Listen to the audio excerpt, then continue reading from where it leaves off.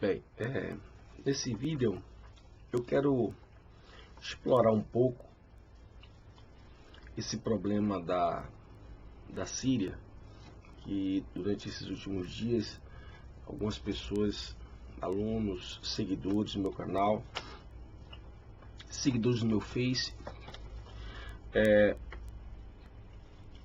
fizeram alguns questionamentos a respeito, queriam saber mais informação a respeito desse problema da Síria e dessa postura do Trump. Bom, e eu disse que iria buscar informações para que eu pudesse ter uma análise mais madura a respeito do assunto. E isso evidentemente requer um tempo, porque hoje são muitas as fontes de informação e, como eu disse antes, no particular a essas pessoas, em matéria de geopolítica, que é um assunto que muito me interessa, é necessário ter muito cuidado com as análises. Por quê? Porque o número de desinformação que nós recebemos hoje é muito elevado. Nós podemos falar com certeza que os chamados meios de comunicação de massas, as chamadas mídias, ao contrário do que as pessoas pensam, elas existem muito mais para desinformar. Na hora que a gente quer entender algo que está acontecendo, seja um fato aparentemente isolado, ou algo mais generalizado, nós temos que ter muito esforço e cuidado na hora de remontar este quebra-cabeça, na hora de reavaliar a relação entre as diversas variáveis que nós podemos encontrar. Então, por isso é necessário sair catando, pensando, até mesmo análise de outros especialistas, para que a gente possa chegar a ter, e eu no caso possa chegar a ter uma opinião que eu possa entender como razoável. Antes de colocar a minha posição a respeito da questão, eu quero apenas salientar alguns aspectos. Primeiro, o que é a guerra hoje? A guerra hoje, ela tem duas finalidades fundamentais: comércio e controle populacional. Fazer guerra é uma forma eficiente de controle populacional. Eu já salientei em outros vídeos meus, e o problema populacional hoje é um problema central no mundo. Hoje, se você quiser entender diversas coisas que estão acontecendo no mundo, inclusive discursos revolucionários, há uma série de questões que envolvem, que tem como centro a questão populacional, inclusive o próprio ambientalismo. A guerra também faz parte desse universo em que, desde os anos 60, quando se falava de bomba populacional, que o mundo estava com uma superpopulação, a guerra passa a ser também vista como um remédio, digamos assim, para esse problema da superpopulação. Uma outra questão importante é o comércio, como eu disse. A guerra é uma grande forma de fazer comércio. A começar pela própria conquista de territórios. E se vocês observarem, as guerras sempre ocorrem em países ricos. Ricos de minério, ricos de biodiversidade.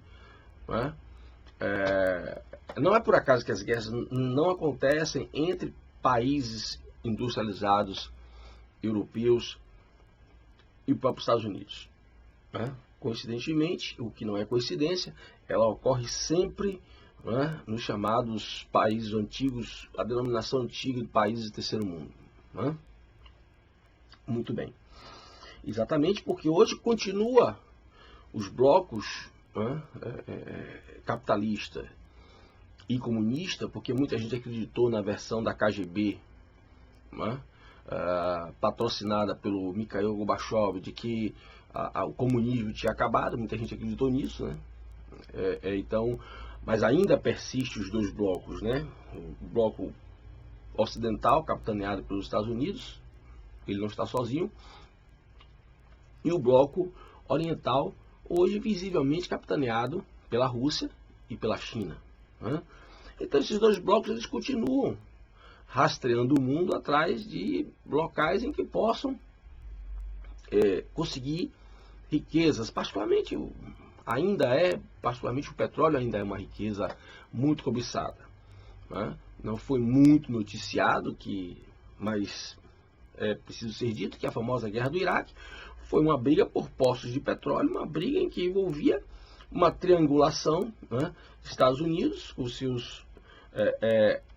seus apoiadores, Rússia e China, né? Quem conseguisse tomar conta daquela região, é uma das regiões mais produtoras de petróleo do mundo, teria desenvolvimento garantido por pelo menos algumas décadas, né? Isso hoje se repete naquela região em que nós temos ali a região da Síria, né? Então, continua essa disputa por conquista de territórios, porque a partir do momento em que se toma a matéria-prima, todo um circuito produtivo, todo um circuito de industrialização dos países vencedores vai se beneficiar com essa matéria-prima, particularmente hoje petróleo e biodiversidade, né? Nas regiões que ocorre biodiversidade, a guerra é feita através de ONGs salvadores de índio, ONGs salvadores do meio ambiente, porque evidentemente que você não pode, se você precisa da biodiversidade, a sua indústria farmacêutica, a indústria química, ela não vai destruir a floresta com bomba, eles não vão financiar isso. A guerra é feita por outros meios, né? Pelo domínio ideológico. A guerra no sentido mais tradicional, ela se dá em regiões onde tem ainda grandes poços de petróleo e gás natural, como é o caso da Síria, e daquela região, porque o petróleo está debaixo da terra, o gás natural também, então pouco importa estourar bomba em cima, não vai afetar a fonte de riqueza que está se pretendendo conquistar, tá certo? Muito bem. Então, dito isso, é importante um terceiro elemento, né?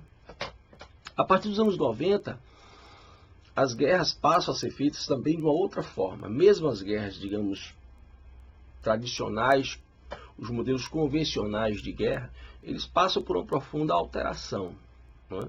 Porque os serviços secretos do mundo todo, particularmente dos países mais ricos, mais desenvolvidos, eles começam a adotar outras estratégias de combate, outras estratégias de desestabilização de países e regiões, e com isso, formas de iniciar, digamos assim, um novo estilo de guerra, que são exatamente, né, os grupos terroristas. O primeiro modelo de fazer guerra foi o tráfico de droga, como eu já expliquei em outros vídeos, né? Encharcar o país de droga é um tipo de guerra química, digamos assim, de maneira lenta e gradual, porém muito eficaz. E depois aparece uma outra modalidade, mais recentemente, que eu estava falando, de fazer a guerra, que é através do terrorismo, né? Então, pessoas começam a estourar bombas aqui e ali, como se os serviços secretos fossem assim completamente alheios ao que está acontecendo, né? Ninguém percebe nada. Se você prestar bem atenção, as bombas estouram em boates e ninguém percebe nada, e de repente, logo após o atentado, os serviços secretos rastrearam tudo, já sabe quem foi, já sabe a procedência, já sabe o itinerário que as pessoas que estavam envolvidas no atentado fizeram, né? Muitas vezes atentados suicidas, quer dizer, os caras não sobrevivem para falar, para confessar nada, e no entanto, em 24 horas a imprensa já publica informações detalhadas a respeito das pessoas que participaram do atentado. Evidentemente que essas informações detalhadas já existiam há bem mais tempo, né? Todo atentado terrorista tem por trás algum serviço secreto, certo? Dos mais sofisticados serviços secretos, até os menos sofisticados, dos países mais poderosos até os menos poderosos, mas todo atentado tem por trás um serviço secreto. Os próprios grupos terroristas são criados por serviços secretos,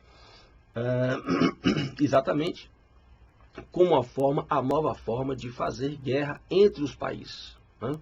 Muito bem. Isso ficou muito claro porque mandar exército, né, ficou algo caro, muito caro. Né? Os equipamentos hoje são muito caros, então ficou algo muito caro. O contribuinte muitas vezes não está satisfeito com essa coisa de direcionar recursos bilionários de orçamentos para fazer guerra. E por outro lado, também o problema da popularidade dos governantes, porque quando os soldados começam a chegar mortos para serem enterrados nos respectivos países, a opinião pública detona o perfil de qualquer governante que esteja sentado no trono. Né? Então daí porque serviço secreto e terrorismo passou a ser uma forma muito eficaz de fazer guerra. E nesse sentido, eu levei muito tempo para localizar a criação, quem criou o Estado Islâmico. Né? Eu fiquei durante muito tempo em dúvida entre a Rússia e os Estados Unidos. Sabia que teria sido algum deles que estaria por trás disso, né? Mas até que eu consegui, depois de muita leitura, de muita análise, identificar exatamente, né? Existe um jargão muito utilizado nos Estados Unidos, onde se diz que todo presidente tem sua guerra, hoje em dia todo presidente tem seu grupo terrorista para combater. Né? E na era Bush, a Al-Qaeda, e agora na era Obama, né? Que acabou de passar, né? Mas que deixou essa herança, né? O Estado Islâmico. Né? Então, o Estado Islâmico ele vai servir exatamente para desestabilizar, né, aquela região. Se você prestar um pouco de atenção, você já começa a perceber que, independente da fonte criadora do Estado Islâmico, você percebe que eles atuaram e se estruturaram e atuaram com muita desenvoltura, né, nas barbas de países poderosíssimos, inclusive como a própria China, né, e a Rússia, então, que dominam aquela região da Ásia. Então, como é que se explica isso? Né? Como é que se explica que os Estados Unidos, com bases militares no mundo inteiro, não era capaz de mandar 1 ou 2 jatos bombardear as regiões dominadas pelo Estado Islâmico e acabar com aquilo tudo, né, em poucos dias? Muito bem, é claro, porque o grupo terrorista é criado para isso, para desestabilizar, fazer guerra, desestabilizar e justificar ações mais agressivas, se for o caso. Como, por exemplo, os bombardeios que os Estados Unidos já ameaçavam, né, no período Obama, bombardeios inclusive no próprio Iraque, né, e agora dessa vez, né, o atentado, o bombardeio feito a uma base na Síria. Muito bem.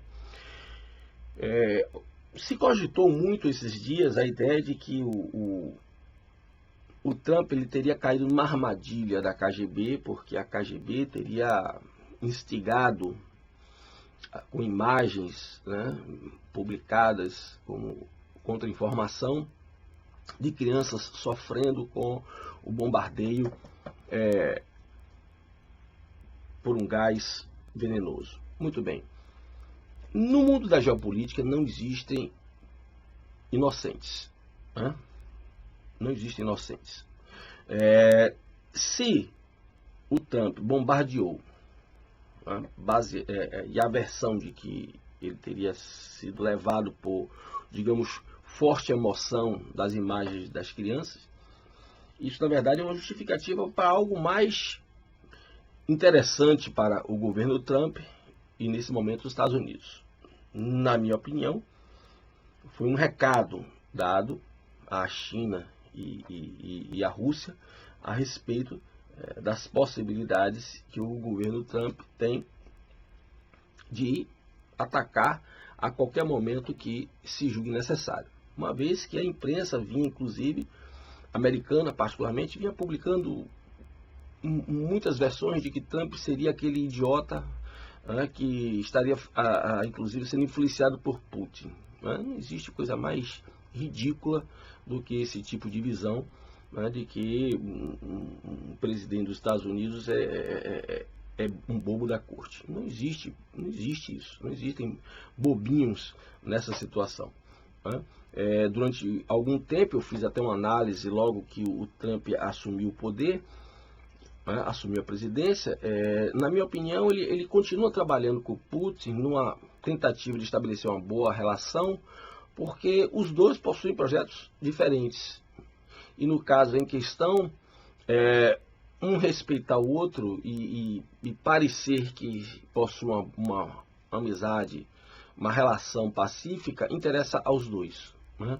O Putin, ele empreende o novo projeto, né, eurasiano, né, a nova Rússia, a nova pátria Rússia, né, que é um projeto que domina parte da Europa e a região que é a Rússia e a antiga União Soviética. É uma retomada desse projeto dentro de uma nova doutrina, inclusive muito bem relaborada e inicialmente implantada pelo Mikhail Gorbachev.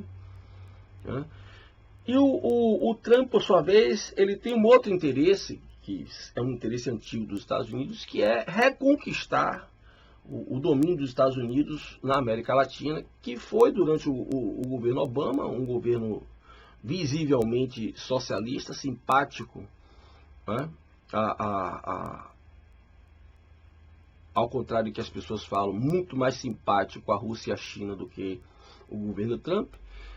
Né? E nesse governo Obama você percebe claramente esse alastramento rápido, profundo e sofisticado da nova versão comunista da América Latina, chamada o bolivarianismo, né, que vai estar baseado numa doutrina chamada Pátria Grande, inclusive anunciada pela Dilma no seu discurso de posse, quando reeleita. Né? Ela diz que iria acelerar a implantação do projeto Pátria Grande. Ela fala isso. Né? Então, o Trump, me parece que ele está tentando reverter esse quadro na América Latina e reconquistar a América do Sul como região de influência dos Estados Unidos. Enquanto o Trump aqui na América Latina, enquanto o Putin lá na Europa estaria mais interessado em estabelecer o projeto, né, da grande pátria russa. E isso serviria aos dois. Então essa boa relação serviria aos dois. Né? Em poucas palavras, como quem diz, olha, você fica com o seu projeto, eu fico com o meu, a gente não mexe um com o outro. Mas existem dois problemas ali, a Síria e a Coreia do Norte. A Coreia do Norte é aquele garoto da Coreia do Norte, um psicopata. Ele é um garoto de recados da China e da Rússia. Né? Ele faz o que principalmente a China manda. A Coreia do Norte está ali para fazer o trabalho sujo da China. Né? Toda vez que alguém pensa em contrariar interesses da China, a China aciona o seu cãozinho de estimação treinado, né, para ficar bradando e ameaçando todo mundo com uma bomba atômica na cabeça. É claro que o governo Trump parece que não está muito disposto a servir, a se subjugar a esse tipo de contexto. Então já mandou recado para a Rússia e para a China. Se a coisa engrossar, eu tenho coragem de entrar no confronto. Né? E volta a questão de que aquela região dali é uma região riquíssima em gás natural e petróleo. Não é por acaso que uma das maiores bases russas fora da Rússia está exatamente na Síria. Por isso, inclusive, que esse ataque à base na Síria foi uma base do governo Assad. Teve que ser um ataque cirúrgico, exatamente para não desencadear uma guerra caso a base russa, se fosse um ataque generalizado, a base russa também seria atacada, o que daria ensejo, sem sombra de dúvida, ao estouro de uma terceira guerra mundial em poucas horas, né? Então, o que há ali é uma tentativa apenas de, no presente momento, eu não creio que o Trump ele esteja interessado em tomar a Rússia tomar a Síria para influência dos Estados Unidos. Eu acho que os projetos de Trump são outros e estão muito mais vinculados à América Latina, né? O que eu entendo ali é que foi apenas um recado dado por Trump para que a geopolítica volte a acontecer de forma minimamente pacífica entre os principais atores desse novo cenário, Estados Unidos, China, Rússia e os amiguinhos de um e de outro, né, com seus respectivos correligionários, e que essa geopolítica ela se arranje dentro desse espaço sempre sensível, porque quando a gente fala de arma de destruição em massa, principalmente bombas atômicas, é sempre um perigo muito grande para todos nós que estamos vivendo nesse tempo, né? Não acredito que haja interesse numa terceira guerra mundial. A terceira guerra mundial, apesar de que existem projetos que inclusive mostram, teorias que mostram uma terceira guerra mundial atômica como algo viável, né? Existem loucuras desse tipo. Mas desde Mao Tse Tung, quando ele cria a bomba atômica, né, tudo via serviço de espionagem nos Estados Unidos. A bomba atômica russa e chinesa, elas são frutos de espionagem, eles não desenvolveram nenhum universo sofisticado, laboratório para descobrir nada, tudo via espionagem. Quando Mao Tse Tung consegue montar as primeiras bombas atômicas, a ideia de bomba atômica na China traz, sem sombra de dúvida, declaradamente, né, a ideia de que ele pretendia realmente praticar uma guerra mundial, porque ele achava que o número de chineses que já existiu naquela época, né, daria para ele repovoar o mundo depois do Holocausto Atômico. Então essas ideias de que uma guerra atômica é algo viável, isso existe. Esse é o receio, né? O receio que nós temos que ter não é de uma guerra surgir por acaso, é de que esses loucos que acham que uma guerra atômica pode ser viável, teria como resolver o problema populacional e os grupos que ficassem repovoariam o mundo e levariam o mundo para uma outra realidade, um outro mundo reconstruído por esses sobreviventes. Então, isso é que eu acho que é muito temeroso, se acreditar na viabilidade de uma terceira guerra mundial. No presente momento, o cãozinho de estimação da China, a Coreia do Norte, ele está apenas em posição de ataque, ameaçando, uma vez que essa ameaça não pode vir diretamente da China. Então a China aciona o seu cãozinho de estimação, chamado Coreia do Norte, para dar uns latidozinhos e fazer de conta que o mundo todo tem medo da Coreia do Norte, né? O arsenal atômico dos Estados Unidos destruiria a Coreia do Norte em questão de minutos, sem dar condição dela acionar sequer meia dúzia de mísseis, né? O problema não está na Coreia do Norte, está no que a Coreia do Norte, sendo utilizada pela Rússia e pela China, pode desencadear. E sendo assim, nós estamos com o perigo de uma terceira guerra mundial? Sim, mas esse perigo nós temos ele constantemente, né? Apenas vez por outra, em função de um fato como esse ou outro que vem a acontecer, esse perigo ele se torna mais evidente e a mídia trabalha isso muito bem para deixar uma expectativa de terror, de sobressalto, etc, etc, né? Principalmente agora que Trump está no poder nos Estados Unidos, a chamada direita americana. Então a mídia esquerdista trabalha isso muito bem. A mídia esquerdista não revelou as atrocidades cometidas pelo governo Obama ou pelo governo democrata do modo geral, né? Bill Clinton fez miséria no Sudão, inclusive na Europa, no período da guerra civil da Iugoslávia, né, massacrou milhares de pessoas com bombardeios em questão de horas. Isso nunca foi tão bem trabalhado pela mídia, né? Agora outro governo democrata, Obama também, que financiou todos esses grupos, não só o Estado Islâmico, mas todos os grupos rebeldes que estão na Síria, são financiados pelo governo Obama, juntamente com o seu padrinho, Jorge Soros, que fez aquela rebeldia toda também no norte da África, né, a Primavera Árabe. Então, e depois passam, os democratas sempre passam de bons moços, de pessoas que estão preocupadas com direitos humanos, né? Então preste bem atenção nesse jogo que a imprensa faz, né? Essas análises permanentemente tendenciosas dentro de um universo em que é difícil ter informações nesse tipo de assunto geopolítica. Por quê? Porque a imprensa também ela é controlada pelos serviços secretos que utilizam da imprensa para lançar as informações, as chamadas contra-informações, que são as versões que eles querem, que os governos querem que as pessoas acreditem. Tá certo? Então, eu acho que eu fui até onde eu posso ir, né? Espero lhe ter prestado alguns esclarecimentos e que a partir dessas ideias que eu lancei nesse vídeo, você possa fazer suas próprias pesquisas e suas próprias análises daqui por diante. Caso surja algo mais inusitado, eu voltarei a tratar do assunto para corresponder às expectativas dos meus alunos e dos meus seguidores. Muito obrigado pela sua atenção.